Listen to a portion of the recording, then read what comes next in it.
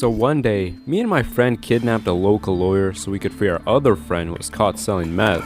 And on the way to the desert where we would have a little conversation with the lawyer, we were bumping some Sematary. And when we arrived and began talking to him, he told us, "I noticed that you guys were listening to Sematary on the ride here. You know, maybe that's the issue, that you guys listen to Sematary. Maybe that is the reason for all this." Me and my boy thought about this and realized that he was right. No wonder we cook meth for a living, hang around drug dealers, have connections to the Mexican cartel, and have just kidnapped an attorney. We're fucking honaholics. Okay, my bad. We went a little too fast there. Let me chill out for a bit. So around last year, right, me and my boys were on a call, and one of them asked me, "Hey yo, you ever listen to that one Chief Keef clone?" "I don't know, maybe. What's his name?" "Oh yeah, his name is Sematary. His shit is crazy, and I think you should drop a video on him ASAP." And then he played me some of his music videos. I saw the VHS aesthetic, the loud, distorted beat, and the screaming bars about having hoes on pentagrams, lighting his cigarettes with a toaster, and his True Religion jeans. I was appalled. I couldn't help but feel offended for having my ears involuntarily violated. Despite all that, I was still interested in finding out more about this so-called Chief Keef clone. As I watched more and more of his music videos, I began to realize just how fucking hard he goes. Like, holy shit, this is something you gotta experience on your own. My words just aren't enough. So let me play you one of his music videos so you can understand for yourself.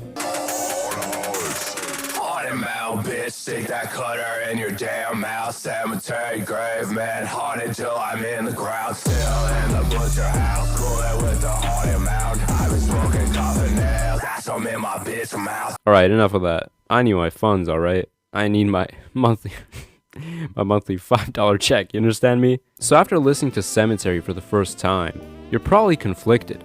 His music is fucking horrible, yet it's hard as fuck at the same time. In the first few seconds of the song, he already shouted out the Haunted Mound Boys, talking about putting a knife in your mouth, being haunted, cooling with the boys at the butcher house, smoking coffin nails, and ashing them in his girl's mouth. How the fuck does he come up with this shit? This dude is exactly what white parents think their kids are gonna grow up to become when they see them listening to drill and death metal. Like, I know for a fact Sematary was bumping Mayhem and Sosa religiously. Now, not only does his music go hard, but so do his song titles, album covers, album titles, and lyrics. I don't even know how to begin explaining them. They're just Sematary. That's it. I mean, just look at his latest mixtape, Butcher House. You got that edgy ass cover, he's holding a chainsaw, you got the haunted house in the back, the stuffed animals on crosses. It goes pretty fucking hard, I'm not gonna lie. And then the track list. You got bangers like Haunted Mound Reapers, Suffer, Hayden Gasoline, We Don't Dial 911, Burn a Cop Car, and of course, Go Dig My Grave. Like, yeah, you get the idea. The music videos are wild too. I mean, they've got this horror movie VHS aesthetic going on, and the locations are pretty crazy too.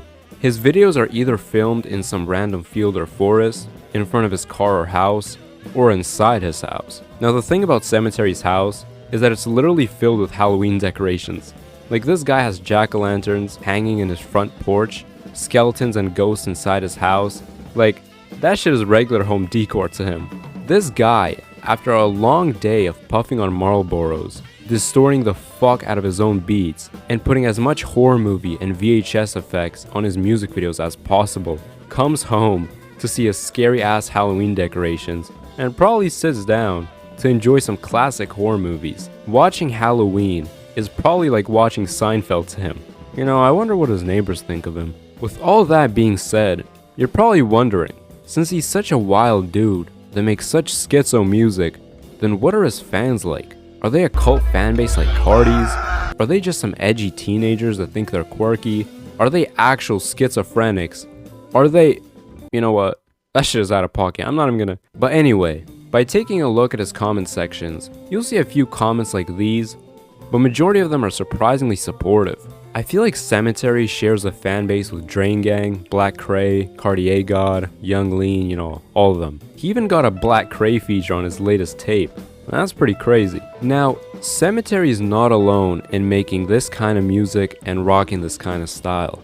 He's the lord of his collective called Haunted Mound, as he put it in his Spotify bio. Cemetery Graveman from the Haunted Mound, Real Nazgul, Skin Carver, Dear God, Keeper of the Trees, True Religion Fiend, Haunted Mound Lord. The group pretty much consists of members that all have the same horror movie aesthetic and make the same distorted horror glow. I guess that's the best way to describe their sound.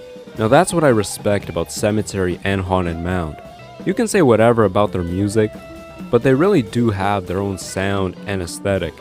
You could say they're just a group of grown-ass men still going through their edgy death metal phase that also copy Chief Keef, but they really got their own thing going. So yeah, I think I already said all there is to say. Cemetery is definitely an interesting guy who makes some interesting music. I mean, it's really an experience that you'll never forget.